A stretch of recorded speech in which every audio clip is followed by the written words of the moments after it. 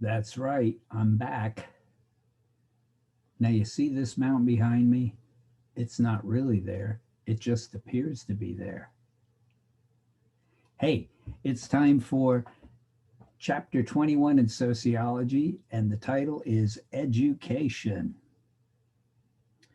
Isaac Asimov, the futurist, said, "Self education is, I firmly believe, the only kind of education there is." Hey, and it's cheap too. No student debt. Winston Churchill said, remember Winston Churchill, World War II Prime Minister, top hat, big cigar, party animal? Perhaps you can relate to what he said here. He said, "I am always ready to learn, although I do not always like being taught." Mm. Or watching Maynard's presentations. Horace Mann said, "A human being is not in any proper sense a human being until he is educated." Now, have you ever attended a school board meeting? They can often be very contentious. And sometimes, boy, I've seen school boards make some really horrendous decisions. But anyway, so you get up there to speak and you are disgusted with the board. And so you say your piece, and here's your final comment. A quote from Mark Twain. He said, here's what you say. "And in conclusion, in the first place, God made idiots. That was just for practice. Then he made school boards." Thank you very much. That'd have him thinking, wouldn't it? Education is the social institution guiding a society's transmission of knowledge, including factual information and occupational skills, as well as cultural norms and values to its members. Schooling is formal instruction under the direction of specially trained teachers, like intellectuals. Q.D. Eisenhower said, "An intellectual is a person who uses more words than necessary to tell you more than he knows." Now, this has changed over time too. The definition of a college professor. It used to be someone who talks and other people while other people sleep. Now it's someone who talks while other people look at their cell phones. In your case, it could be someone who talks while you're doing something else on the computer right now. How does he know these things? Okay. Regarding mandatory education in the United States, the time period when these laws were enacted, which was the late 1800s and early 1900s, corresponds with the huge wave of immigrants coming to the United States and was partly a response to their need to be Americanized. So, we've often talked about the fact that education is not value free, as some would argue. It's imbued with values purposely. So, how do you Americanize newly arriving immigrants? Teach them the American values through the school system. Thomas Jefferson, ever hear of him? Founder, president, United States, third president. He said he was among the first proponents of mandatory public education in 1779. The public often resisted such laws in the 1800s, with troops sometimes being used to lead children to school. Kind of changed a lot. Now people demand that free education. Alrighty. You need to know about schooling in the United States, which is on page 563. Like other societies, the United States educational system has been shaped by its high standard of living and other cultural patterns, particularly by the value of equal opportunity, that there are democratic principles to our education, that young people do not typically have to work and have a right to go to school. In fact, schooling in the United States tries to promote equal opportunity, which, at least in my opinion, I think I've provided a lot of facts to indicate there's not equal opportunity in America. So that's more ideal than real. This translates to the United States having a larger proportion of its population attending college or universities than any other industrial or post-industrial society. Okay. If you think about it, community colleges also express this democratic ideal in education because anybody can go. They're relatively cheap, they're affordable. The growth of these two-year colleges and their enrollments has been really remarkable since the early 1960s when they began. A final aspect about U.S. schooling is the emphasis on a practical education, that students receive an education that directly prepares people for their future occupations. Now, notice this does not mean for life, just for your occupation. This also suggests John Dewey's endorsement of progressive education.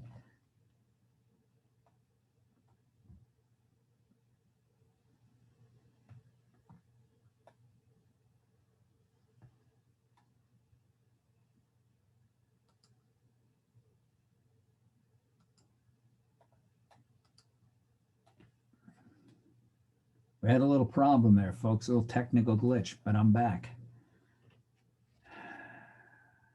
Okay, progressive education that reflects changing needs and concerns in society, that it's about people's lives. Now, John Dewey, you might recognize that from if you go to the library, the Cressman Library, I might add. If you go to the library, you will see that everything's arranged according to the Dewey Decimal System. That's right, the same John Dewey. Mark Twain said, "Don't let school interfere with your education." And many of you don't, as you are educated by your cell phones instead. And who needs school when you have the mighty oracle, the all-knowing, all-seeing Google? Okay, well, you need to know the functions of schooling for the next exam, the structural functional analysis approach, which begins on page 553. In particular, you should be familiar with the manifest functions, latent functions, and dysfunctions. What are the functions of school? Socialization, skills necessary for industrial society, along with the transmission of cultural values and norms, including political values, are taught. Consider the cultural values implicit in the classroom spelling bee. You learn competition, you learn individual performance, and you learn there's universalistic standards of achievement. So, for example, when little Maynard was in the spelling bee and got something wrong, and he claimed, well, that's not how I spell it, they would say, it's not a question of how you spell it, dumbass. It's how it's spelled. So sit down, you're out. 2, schooling promotes and education promotes cultural innovation. The idea is to create as well as transmit culture. I'd say it's perhaps more important to create culture because you can't just keep repeating the way things are, because what worked for 10 years ago may not even work today. So yes, you transmit it to keep stability in society, consistent with structural functionalism. Remember, structural functionalism is all about stability in society. But on the other hand, you have to learn to create society anew as well. 3, social integration, that schooling fosters conformity into a societal wholeness of shared norms and values and discourages deviance. Well, again, deviance is anathema to stability. This is especially necessary in the United States given the enormous social diversity we have. 4, schooling confers social placement. It helps to channel young people into culturally approved and necessary statuses and roles that contribute to the ongoing life of society by identifying talent and matching instruction to ability. Not me. I just match instruction to whatever I feel like doing, and it's up to you to have the ability to catch up with it. It thereby increases the extent to which U.S. society is a meritocracy. Oh, I know you remember that from previous chapters. Meritocracy meaning what you get in life is that what you achieved, and that our society is allegedly set up that way by providing an avenue for upward social mobility, that you can move up the ladder. The great educator Horace Mann wrote in 1948, "Education, then, beyond all other devices of human origin, is a great equalizer of conditions of men, the balance wheel of the social machinery." Well, there are also latent functions to education, and this would be important to know for the exam. Why is he doing that? One, childcare. Now, it's not free childcare, but again, those magical 3 to 5 clock hours when you're out of school and your parents aren't home yet, um, but during the day it's childcare. So, but it's not free because, of course, you're paying for schooling through your taxes. Two, it fosters conformity in teens when the risk of unlawful behavior is high. Again, during that time period when the kids aren't in school and you're at work. Um, so if they're in school, they can't be, creating any crime. It also keeps them occupied when jobs may not be as readily available. It kind of goes back to the old saying, um, an idle mind is the devil's workshop. There only were such a thing as the devil, but boy, it's fun to believe in it, isn't it? Three, it establishes a network of friends and contacts that can be useful and last a lifetime, including marital partners. So, like I referred to before, that some of my friends from high school did get married and are still loving, happy couples today.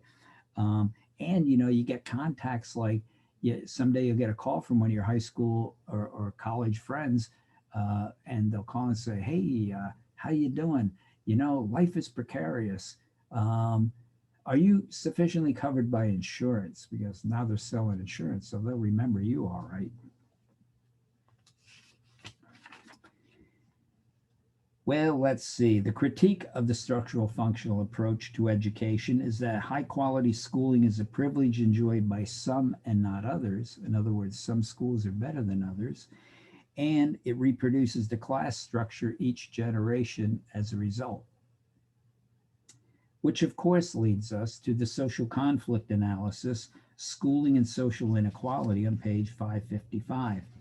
A key part of the social conflict analysis is that schooling in every society is strongly linked to its patterns of social stratification and social inequality, and it perpetuates that social inequality.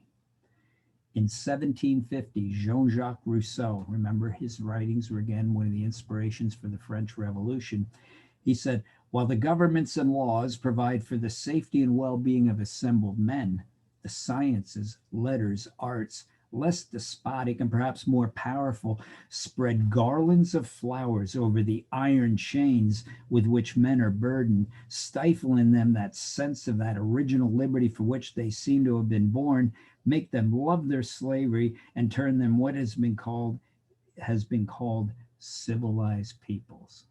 Yeah, man, that's education at its finest. I guess the iron chains must be like, being held in iron chains. His reference there must be like living in the res halls. Okay, well, how does this all happen according to the social conflict theorists? Through social control, that it prepares the worker drones through this for the system through the so-called hidden curriculum, ideas and behavior that support the socio-political status quo, taught in subtle ways to students with time controls, discipline, rules, and regulations. Well, that sounds kind of abstract. So let me give you a more concrete example. When you were a little kid, before you went to school, what was your task each day? Play. Be spontaneous. Just go out and play. Go out and play in the yard. Come in for lunch. Come in dinner. Come out when it's dark. Come in. Play, play, play. Just do whatever you want. Play. And you were actually excited. Someday you'll get to go to school. Anyway, and so you go to school. And kindergarten is pretty cool because now kindergarten's getting to be day long, but it used to be only half days. It's getting to be day long simply because, again, it's the child care function. Parents are working. They can't, how are they going to pick up the kid at noon, for a half day? And so now it's getting to be full day. But anyway, it used to be just half day. So for me, growing up, I was like, oh man, this is playtime. I'm going to school. Woo, yeah, man, going to school. And it was just playtime, it was just organized play, and all the little boys used to just whack each other over the head and run around the room, and the girls all huddle around the teacher, and then they'd have we'd have milk time, and and it'd usually be warm milk time. So we'd have a little container of warm milk. Then we'd all pretend to take a nap. Then it would be story time and Jack and Jill, she shows us. It was like awesome, It was like, oh man, this is great. Can I go to school again tomorrow? Yeah, it's going good. Then comes first grade and go, boom, the hammer comes down. Now it's all of a sudden like, now you can't get up and run around. You got to sit in your desk. Well, I sit in my desk. You got to sit in your desk. And if you show up late, 2 minutes late, you got to go to the principal's office. Well, why? Because you can't show up late for work. You can't just roam around from your desk. You got to get work done. So they're trying to get us ready to be the worker drones, And so it's like, I want to go to the bathroom. You got to get permission to go to the bathroom. Or like in Dumb and Dumber, where the guy, he asks for, can I have permission to go to the bathroom? And he says, yes. And he says, thank you. And he goes, oh, it's great. He's just sitting there. Anyway, no, it wasn't in Dumb and Dumber. What was that? I'll think of the movie. But anyway, so you got to get permission to go to the bathroom. Yes. And here comes the other thing I always thought was interesting going to school. It's like, well, I'm hungry now. Because when you were a kid, you ate whenever you were hungry. Not anymore, because now you learn there's such a thing called lunchtime, and you go when it's, so you learn there's not when you're hungry, it's when is it time to eat, right? And so, and it's usually in shifts. And so it's in the workplace too. Lunch is 12 to 1. You clock out at 12, you come back at 1. That's the way it is. Now you're getting sick of this because you're sitting in your chair all day, but they do have recess. They used to anyway. So you have a little bit of recess, and it was just like going to prison where they let you out in the yard for a while, and then you come back in. You're just letting you burn off energy, and then you come back in again. You're sick of this by about 1:30, 2 o'clock. I want to go home. You can't go home until school is over. Just like work, you can't go until 5 o'clock when you're allowed to punch out. So all this stuff gets you ready for the workplace, and you don't even know it's going down. What does classic rock have to say about this, Maynard, in your fabulous, never written book, only in your mind written, Everything You Ever Need to Learn You Could Have Learned from Classic Rock? Might I quote Pink Floyd, one of my favorite bands?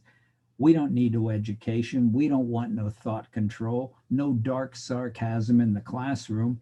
Teacher, teacher, leave us kids alone. Teacher, leave us kids alone.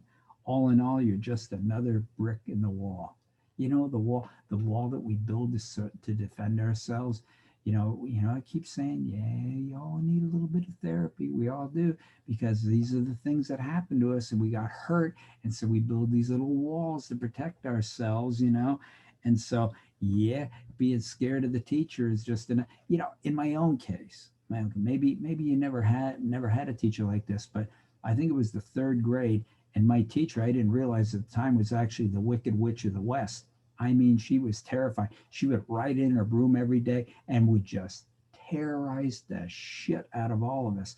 And then is where everything turned for me. Up until then, I liked education.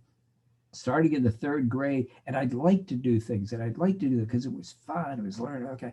Then starting in the third grade, everything turned around, because then she got us to be too afraid of not doing our homework. So then it wasn't a positive thing like, I like doing my homework because it's fun to learn. All of a sudden it was, I'm afraid of what happened if I don't turn it in. And I would suggest that's most of us, even if we didn't have the Wicked Witch of the West who is trying to get your little dog and you too. Most of us do the work now because we're afraid of the consequence that'll happen if we don't turn in. Like, I'll get a bad grade, I'll flunk out of college, whatever. So it's a hell of a way to go through school. Now what's fun to learn is something you want to learn on your own. Like, oh, I'm going to learn how to ski, or I'm going to learn yoga, and all that's fun. But going to school learning is not fun. Damn Wicked Witch of the West. Hope a house falls on her. Okay, another way, according to the social conflict theory, in which schooling replicates the class structure, is through standardized testing and social inequality. The theory here is that standardized tests are devices that are typically culturally biased against minorities, because questions will always reflect the dominant culture. One time I came across something like, if you lived in West Virginia in the hills or the Kentucky hills, and you look at questions there, they would make perfect sense to kids who live there. in terms of how they're phrased and how they're written. But for most of them, we look and go, I don't understand this question. I don't know how to answer this. But that's how those standardized tests look, perhaps, to different students raised in different parts of the country, in different regions of the country. At least this is what the critics argue. So the testing is not the standardized test, in this case, like the SAT or National Merit Test or whatever, are not fair because they are designed for a dominant culture, not all the subculture kids or the kids who are in subcultures. 3, school tracking and social inequality. Tracking is called different things in different schools, but it's the categorical assignment of students to different types of educational programs, often based on the standardized tests, which are culturally biased. Okay, so the idea is, I know when I went to school, and again, people tell me it's similar now, but it's somewhat different, is we had the students who were, today it's VOTEC, then they didn't have VOTEC, so it was students who were interested in carpentry, so they went to shop. And it was the students in my school, which is in a farm area. There were students who were interested in agriculture, so that was their VOTEC thing. And then there was the college students, but we were further broken down into college students, 1, like the brainier ones, and college students 2, the less brainy, but you could probably get into college too. College as well, I should say. So we're all broken down like that, all based on our performance on these standardized tests. Critics point to research that tracking has as much to do with social background as individual merit. And what happens then? Don't you get in this elitist attitude if you're in academic 1, like we're a little brighter than those folks in academic 2. Fortunately in my school, there were only 100 people graduating my graduation, and we all got along great and still do. You didn't have this, disparity between the groups. But now, the other thing that's problematic is typically then the affluent, who are mostly white Anglos, are placed in the higher college tracks because they score better on the standardized exams, while the poor, who are disproportionately minorities of color, are placed in the lower trades tracks because they underperform on standardized tests. So here's the example. You just get your first standardized test, right? And so now you're meeting with the guidance counselor, and the guidance counselor says, hey, Sally, what do you hope to do with that? Well, I want to go to college. College, hey, and he takes a glance at she takes a glance at your standardized test, go, well, Sally, there are other ways we can go to. Have you thought about cosmetology? We do need cosmetologists too. So they're already trying to track you into something you may or may not want. Like, how the hell can you tell from a standardized exam whether somebody can make it in college or not? Every year I meet students who are told something similar, told you're not college material, excuse me, and here they are graduating from college with honors, so how do you know? You don't know. It's sort of like when I write grad school references for students, like, I don't know, some did better than others in the classroom, and I don't know how they're going to do in grad school. And I figure it's sort of like that old expression in the West where they say, hang them all, let God figure it out. So it's like, yeah, here, go into grad school. Here, sure, she'll do fine. I don't know. We'll find out, I guess.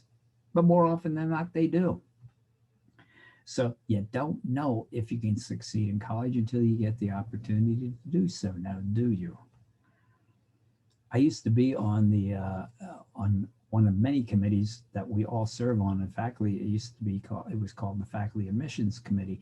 And we get together with the admissions folks, and the idea was we'd help to decide that those students who are on the borderline of meeting the Cedar Crest College credentials, should they be admitted or not.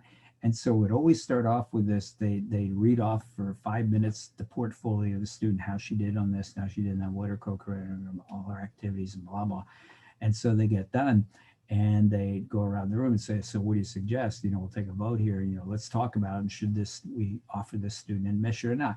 Now, in their defense, what they were trying to do is they didn't want to admit a student who really had no chance of succeeding because, that would be unfairly taking the student's money. This place ain't cheap, blah, blah. Although it's an incredible value for the education you receive, because this is being recorded. But anyway, and it is actually. But anyway, So I get that. You know, they're trying to look out for what's in the student's best interest. And if we decided not to recommend this student for admission, they would then tell the student, listen, here's what we're thinking. Why don't you go to community college for a semester or a year and demonstrate that you can do college level work? And we'd be glad to have you. And we'll accept all your credits that you got a C or better in, and it'll all be good. Okay, so anyway, I'm thinking, wow, how the hell do you know? How can you really tell from these? Because think about it, a lot of colleges don't even use SATs anymore as a standard to get into the college. And so I'd always come up with snarky comments like, let me ask you this. Does her parents have money? Because if she has money, I recommend we accept her. You know, or, or sometimes they go, just a moment. I take a coin and I flip it and go, she's in. And they go, Maynard, you got to take this serious. I'm going, how do we know? We don't know. We're just guesstimating here. Nobody knows. So I would always, lean toward, give her a shot. What the heck? How are we going to find out? I was never invited back on that committee after my term was done, but I never knew why. Well, anyway, this practice of classifying or tracking students can also affect a young person's self-concept. Mario Fantini said a classification scheme is meant to provide ways of grouping learners for instructional purposes through a series of labels such as slow learner, underachiever, late bloomer, disadvantaged, and deprived. These labels become an intrinsic part of the normal operation of the organization. Teachers, administrators, and counselors use these labels. However, labeling human beings is a way of minimizing human beings. We traditionally do not expect as much from those who are classified as slow as we do from those who are classified as fast. And it's true, people do carry that on. So if the rep about a student is, she's a slow learner, that gets passed on to the next faculty member. I'll never forget when I was making the transition from fourth grade to fifth grade. Um, the faculty member actually came in. They brought in our future teacher. This is the end of the end of the school year, and she introduced each one of us to our new teacher for the following school year, and labeled each one of us. And I know this is shocking, but I was labeled wise ass, and she didn't mean it like, oh, he's so wise. The ass part was the more significant part of the wise ass comment, that I was the wise ass label that was laid on me. A developing body of research has demonstrated that even bright children can succeed in mixed ability classes. Let me give you an example. When I was young, there were still one-room schoolhouses around. I know. What sort of a man was Abraham Lincoln, Maynard? No, I didn't go that far back, but there were still one-room schoolhouses. So what came out of one-room schoolhouse? You had first through sixth grade all in the same classroom. Well, what happened is the older students would help the younger students with their homework. Now, you know that old expression, you don't know a subject until you teach it. So by helping the younger students with their homework, it made the older students smarter because they were learning the subject well enough to teach it, and it gave the younger students the help they needed to do even better. And what came out of the one-room schoolhouses? Senators, scientists, presidents. Yeah, it worked. I'm not saying we should go back to it. I'm just saying, so even today, what do we have at Cedar Crest? We have tutors. So students who did well in a subject tutor other students. It's the concept of the one-room schoolhouse. Here's a great comment about the tracking process. P.F. Klug said, and then in high school, they sorted us into college prep and vocational ed types, sorted us just like apples, some mashed into cider and applesauce, others polished, wrapped in tissue paper, crated, and marked for export. There is also inequality among schools, the difference between public and private schools. Wealthier parents can afford to send their kids to private schools, which currently is about 9% of all kids attending school, where research indicates, now this is holding social background constant, that the education in private schools is typically superior to public schools. So I'm not saying there aren't some really kick-ass public schools, there absolutely are, but on average, the private schools offer a better education. I'll give you an example. In many areas of the country, Their parents will pay the extra money, try to come up with the extra money, send the kid to parochial school, not because the family's Catholic, it's because they feel the parochial school can offer a better education than the public school. Here's one reason to not go is 78% of private schools are reportedly drug-free versus only 43% of public schools. Like, what's the point if you can't get drugs, huh? Just kidding. It's just Maynard being humorous. See, I keep forgetting I'm being recorded, and this is all going to come back. And, I've had a good run here at Cedar Crest, and I would like it to continue just a little bit longer. C. Wright Mills. I know you remember C. Wright Mills wrote The Power Elite, where he argued that the military, political, industrial complex, the elites are running the country, that it's not a pluralistic society anymore. C. Wright Mills said the private school, rather than the upper class family, is the most important agency for transmitting the traditions of the upper classes and regulating the admission of new wealth and talent into society. It is by means of these private schools, more than by any other single agency in society, that the older and the newer families become members of a self-conscious upper class. Okay, so, I always have to chuckle about this. Well, people argue about affirmative action, creates an unlevel playing field because you're giving disproportionate help to minorities and so forth. Okay, but that assumes the playing field was always level. And it never was to begin with. So, for example, do you ever hear of legacy admissions? And it varies from university to university. Legacy admission means because your parent went there, you get to go there. Now, it doesn't matter whether you're a village idiot, you're in because your parents are in. What's level about that playing field in college admissions? Like what? Okay, so private school. Your parents are very, very wealthy, prominent, well-known, and the parents all know each other. They all network. The wealthy all network. It's interesting how the wealthy all work together to stay rich while we all compete with each other to stay relatively broke. But anyway, so they all know each other. Okay, so they get to go, their kids get to go to these private schools, most of whom we wouldn't even recognize the names of. And sometimes even if you have enough money, you can't get in. You got to have the cachet, a billion of blue blood to get into these schools. Okay, so now these parents who all knew each other, but they're all over the country, now send their kids to the same private schools. Now the kids get to know each other. Well, then what happens? Well, and they get in, the kid could again be the village idiot, but the kid's in.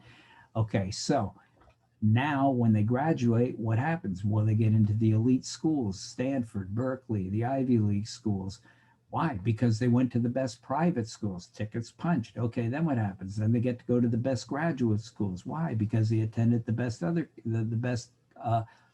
undergraduate schools, all getting to know each other all along the way. Then they graduate and they go out into society, all networked again, replicating the existing class structure where the wealthy continue to be wealthy, having had this private school attendance and the benefits thereof, whereas the rest of us going to public school do not have that. Jonathan Kozol said, children in one set of schools are trained to be governors. Children in the other set are trained to be governed. There is also inequality within the public schools in the United States, where in some large metropolitan areas, inner city schools spend 1/2 the amount per pupil that affluent suburban schools do. And these inner city schools are typically enrolled with a very high proportion of low-income people and minorities. But this situation only reflects the larger social patterns of inequality that equal educational opportunities could not alone overcome. And so when I made the bold statement, there is not equal opportunity education, in America, it all begins with the education system.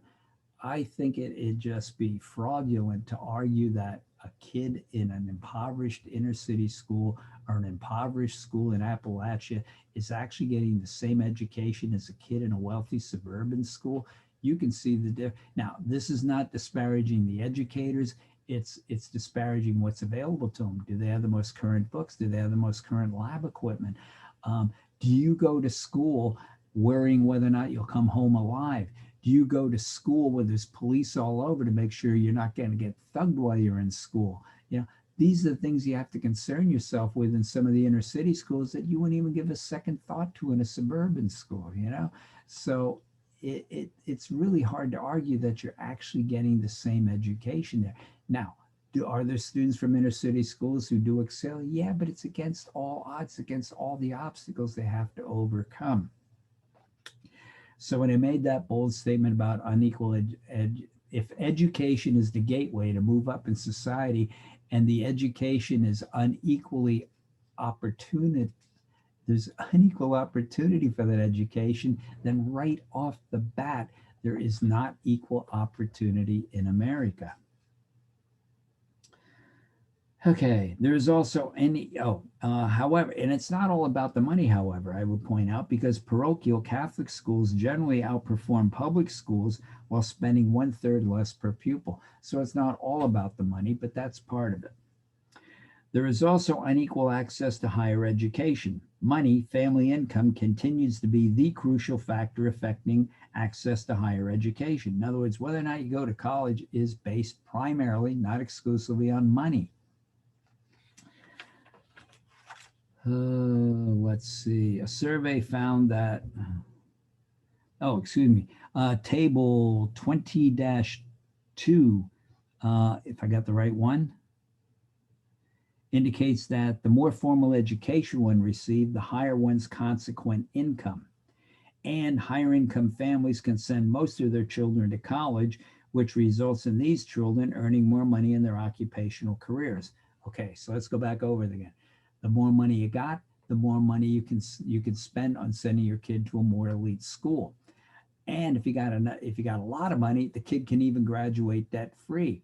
Okay, so as a result, if you graduate from college, you get more money than if you graduated with only a high school diploma. More money in your lifetime, estimated about 1 million more.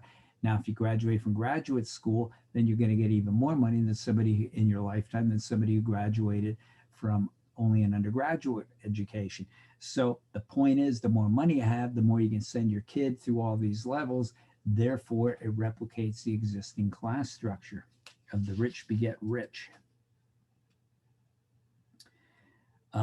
Figure 20-1 shows that this is further complicated by racial and ethnic inequality in ability to attend college. Another criticism is there's greater opportunity expanding higher education. College must become more affordable to increase access to a college education. The cost of a college education has far outpaced the cost of living in the last 40 years. Now, let me explain, and I'm not defending it, I'm just explaining it. That's not because colleges are gouging, as some people have charged. What happens is a college is like any other business. It has the same costs. You got to pay for the building, you got to pay for the heat, you got to pay for the upkeep, you got to pay for the salaries of the faculty and the staff. And it's not because for the last 40 years, we've just been getting a hell of a lot more money proportion to the rest of the population. That's not true at all. What happens is, in a business, you produce a product that you sell, and then you get a return on your investment. In a college, you don't get that return in your investment as such. You're producing students who you hope will come back and donate back to the college. So it's all based on tuition. So the costs of a college are like the cost of any other business. They keep going up, but you don't get the return of selling a product to offset the costs like you do if you're a business. So the thinking is, as described in your text, is that the government must continue and even increase funding of a college education at four-year schools. Again, the average student graduates with approximately $30,000 or more in debt. Well, that's a huge hole to dig yourself out of right off the bat, So you're scrambling to just try to get by, and you get your first job, which isn't going to be as much as you're going to get paid in later years. Now you get all the expenses of a car, a place to live, on, and you're covering up $30,000 in debt and trying to pay that back. So that's why there's proposals, particularly among the left in the Democratic Party, the far left, to have a free college education. Excuse me, AOC, Sanders, Elizabeth Warren have all, made different proposals. Now, it's not free because we'd have to pay for it. And, I don't know if we can even afford it. I wish we could. So here would be my proposal is that you get 4 years to go to school and we, the people, will pay for it. Now, if you can't graduate in 4 years because you're a screw off or whatever, then it's on your dime. Now, we would have, it could be 8 semesters or however you want to break this down, or accommodate also part-time students who are going to school. But the idea being, it doesn't matter where you get accepted. If you get accepted to Harvard, then you get accepted to Harvard, we'll pay for it. Now, with the setup this way, would this wipe out smaller colleges like Cedar Crest? Because if I can get it up, but you still have to get into Harvard, that does. So some students can get into Harvard, some students can't. Some students can get into, second tier elite colleges like Cedar Crest, and others have to go to Podunk U, but wherever you can get accepted, we pay for it. So I'm not saying I got this all thought out, but that might be a way to do it where you effectively get a voucher to go. Now, some of those costs would be offset by the fact that right now the federal government does help subsidize colleges. Like, for example, the state university system in Pennsylvania is all subsidized by the government, or a lot of the loans you receive to go to college are subsidized by the federal government, means we, the taxpayers. So there would be some cost savings of that end. But why I say, can we afford it, is this would cost a hell of a lot of money. And right now we're already, running a huge deficit. And as I speak, we'll probably have to have another huge infusion of cash to offset what's happening with the pandemic. And, I don't know that we're in the second wave. I think this may be still the continuation of the first wave of the pandemic. And so can we afford to do all that and still be in deep, deep debt because of having to infuse so much money into the economy because of the pandemic? Two, the growth of publicly funded community colleges, which are low cost and especially helpful to minorities. So that's been great. So a lot of students will go to community college for the first 2 years and then transfer in, which is much cheaper, and then transfer into a 4-year college like Cedar Crest. Three, approximately 15% of all students from abroad enroll initially in community colleges. Sometimes that's as a cost savings, and sometimes too, it's to help learn the language before they endure the rigors of a 4-year school. Four, faculty in community colleges are more focused on teaching than on research and have high teaching loads. And I explained to you too, that's also true at small colleges like Cedar Crest or Moravian or Muhlenberg too. We're focused more on teaching than we are on research, not to the exclusion of research, but here, how we get, whether or not we get promoted starts with, are you your excellence or lack thereof in the classroom? Or now it's your excellence or lack thereof in a video presentation. Fortunately, I'm up to the challenge, as you have seen. Five, community colleges teach knowledge and career skills that many depend upon to find jobs. Okay. What else? Another concern is that colleges confer privilege and personal merit. Schooling, I should say, confers privilege and personal merit.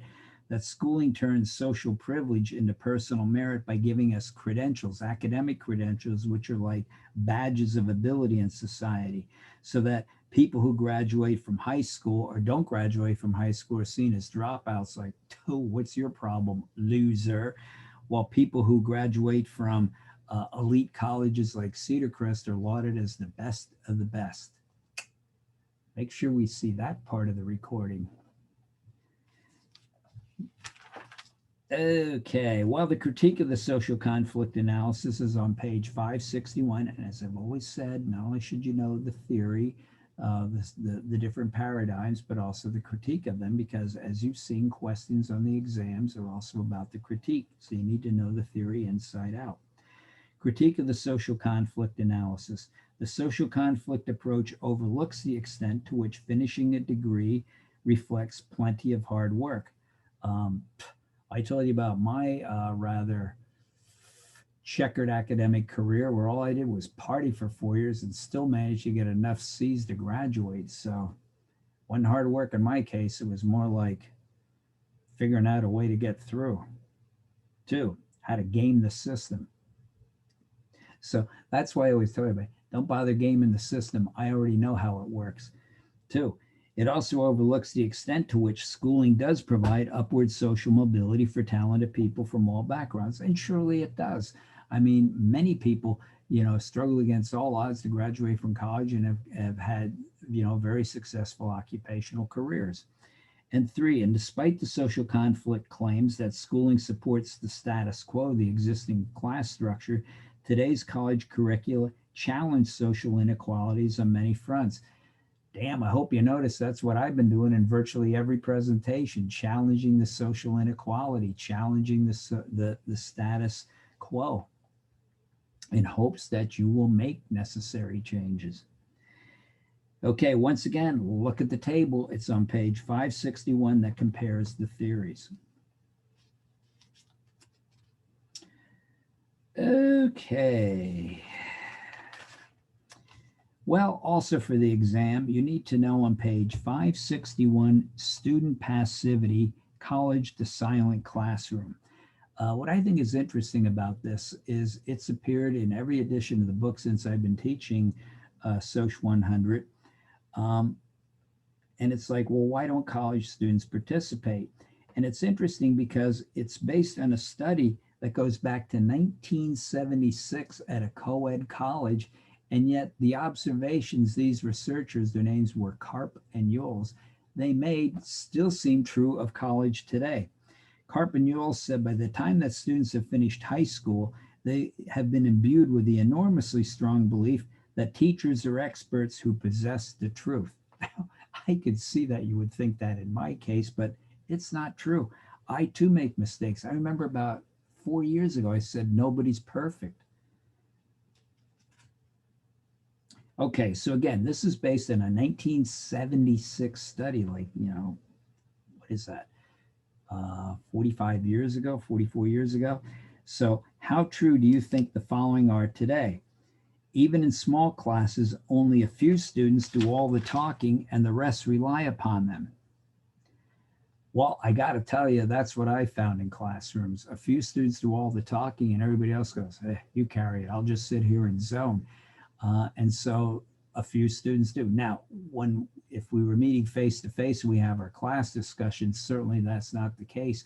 My experience has been in the class discussions, even with as many students as we have in this course of 55 to 60, eventually everybody says something in at least one of the discussions.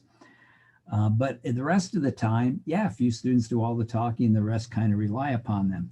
And and someone who is too talkative, the rest of the class gets annoyed at. And so I don't know where that fine line is, but we've all seen it being breached. Where somebody just never shuts up and just goes on and on and on and takes forever to make her point. And when she makes her point and makes it over and over and over and over, and it's like, you gotta shut. And then you can see it's like a magical thing that faculty especially can see. You can see the daggers coming in everybody's eyes, looking at her going, shut up. So you can be talkative, but not too talkative. Okay. Most participation seems to be in response to the professors, not other students, the study found. I guess that's true. Now, in our class discussions, no, students are talking to each other. And I noticed in some of our, even when I ask questions in class, particularly with some of the more veteran students who have had me in other courses, they're more comfortable having interchanges with each other. But for the most part, it's in response to me. And that students and teachers avoid confrontation in the classroom, that it's more important to get along than get ahead. And so, it's not worth it. It's like, hey, we want to be along. We don't want to have problems. Let's not take on the teacher. Let's not take on the other students. We don't want confrontation. Most of us aren't very comfortable with confrontation anyway. And so, that's how the classroom seems to roll. Another observation this was made from the study is that students are reluctant to offer ideas because they believe they can't match the well-prepared articulation of the prof. Well, shouldn't be an issue in these presentations as I fumble along. The better prepared the prof, the less likely the students are to respond. Well, I encourage your response right now, but none of you ever say a thing. How about this one? Students confuse a critique of their thoughts as a critique of themselves. Oh, that I find so true. It's like people think of themselves like, I'm an A student. You're not an A student. That's just what your grades are. What is an A student? It's you are not your grades. Let me repeat that again. You are not your grades and you are not your thoughts. That really gets in the way of class discussion, especially when so you don't like my idea. Your idea, what? Did you invent that? You're the first person in the history of the planet to come up with that idea? No, no, no. Very few of us come up with anything original. All we do is repackage and recycle existing ideas in our own unique way. Yeah, that's original, but very few of us come up with original stuff. And at another level, if it's all coming from the collective unconscious anyway, nobody's coming up with anything original. It's all there just to draw from, just to give you something else to think about or not. And so don't do that. You are not your grades. You are not your thoughts. If you think of it as, oh, you don't like that thought, it's easy to critique. It's sort of like, when we have meetings, faculty meetings or little committee meetings, somebody offers, I'll write this up. So you write it up with the whole purpose for everybody else to critique, because it's easier to critique something that's already written than, okay, let's write something together and then we'll critique it. And so you don't get so hung up, you don't get defensive. Your ego is not involved if you stop thinking of it as your thought, which it isn't anyway. It's just the thought that came through your gourd, your head. And so then it's easier to critique it. It isn't your thought, it's just the thought, a thought. Here's a thought. What do you think? Just a thought, right? You're not wed to it. Your ego's not involved in it. Neither is your ego involved in your grades. Your grades are just a reflection of how a professor graded your work, which you may or may not agree with. And you can even take your work to another professor and say, well, here's what so-and-so gave me, Maynard, that dumbass. What do you think of? Well, another professor can't offer an opinion on it simply because that's not the professor's paper. It's like, it doesn't work that way. So yeah, there's a certain subjective quality to it, but it is the way it is. You can't get hung up on it. It's not a critique of you as a human being. We love you all as human beings, but we're here to critique your work. And so sometimes you lovable human beings, some of your work's going to be better than other times. I'm just here to critique your work. Or if people flunk one of my courses, there's nothing personal. I don't think of it personal at all. And students have come back and retaken a course, and there's nothing personal between us. I was just the messenger. Apparently, for whatever reason, you didn't want to pass this course, and so I'm the messenger. Here's the F you for some reason wanted. I don't know the cosmic reason why. I'm just the messenger. Okay, here's another observation. Students believe that classroom passivity is their fault. So students thus reach a compromise of civil attention. They must appear committed enough to not alienate the teacher without becoming so involved as to take risks. And this is the fault of the schools who teach students to be passive. Just 10% of class time is used for discussion, they found. It depends what courses you take with me. A lot of the courses you take with me, this one is probably the least discussion involved because only 7 hours or so are devoted exclusively to discussion with the, in your case, it's threaded discussions. If we were in the classroom, they'd be in face discussions. But in some of the other classes I teach, it's almost all class discussion. Excuse me. Now, this appearing to pay attention when in fact you're not. Here's what I noticed. The veteran students always rush to the back of the class, which is, of course, where I sat in college too. Now, they're veteran students, and what they do is they are so good at it that they are nodding at everything I say. They are laughing at the jokes, appropriately. And yet, if you get closer to them, you'll hear the following. See, they're wearing those glasses with the eyeballs on it, where they have their eyeballs propped up with toothpicks to look like they're actually awake. Now, for you guys online, here's how it works.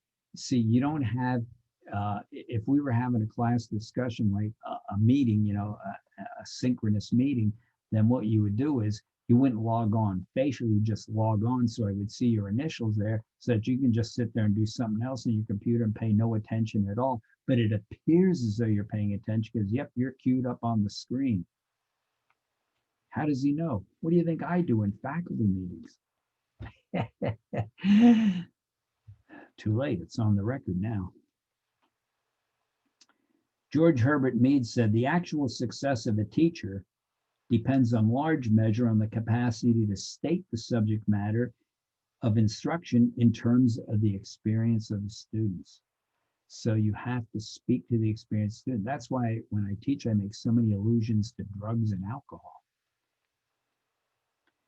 Oscar Wilde said, it is worth remembering from time to time that nothing that is worth knowing can be taught.